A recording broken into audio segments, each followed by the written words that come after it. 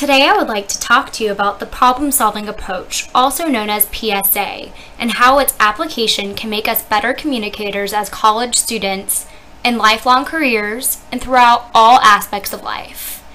In the following presentation, I will demonstrate how I've learned to communicate more effectively by using PSA in a project memo written for my TWC 301 class at Arizona State University.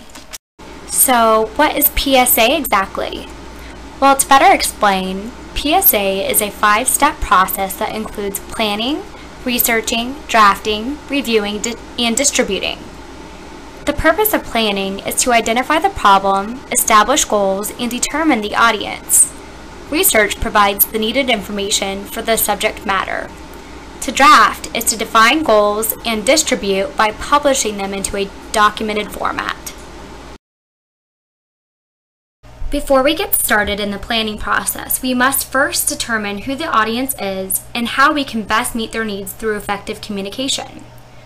From what I've learned in my written memo piece for this course, it is crucial to properly analyze the audience in order to cater to their specific needs. A purpose must be established, and in the case of delivering an effective request for proposal, a persuasive strategy is encouraged. In the research phase, we must first gather audience-centered information.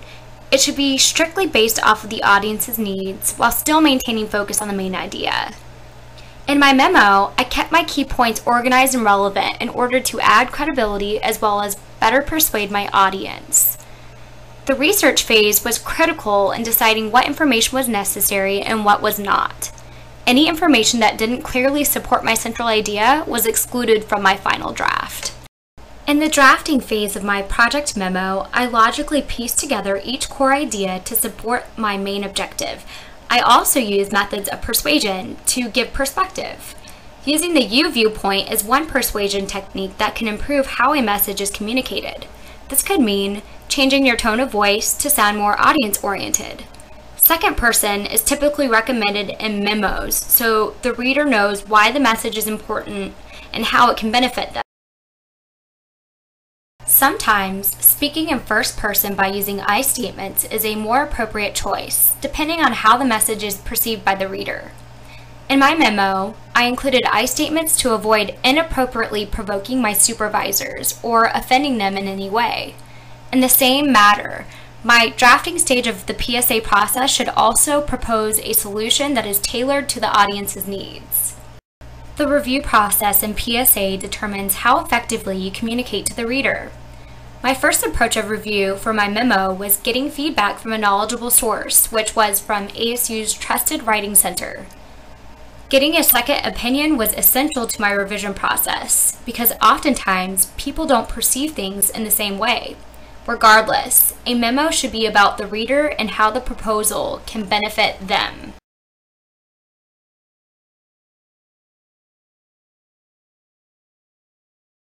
PSA encourages you to rewrite, revise, and rewrite some more before submitting the final draft. I incorporated these steps in my memo by applying finishing touches and removing any grammatical or punctuation errors.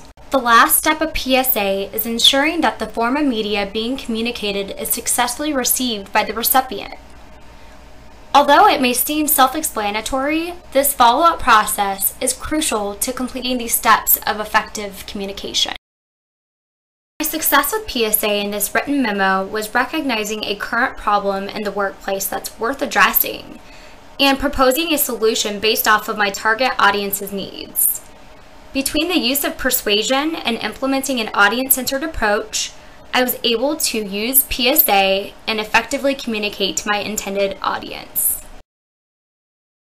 PSA has taught me how to be more concise in my steps with communication.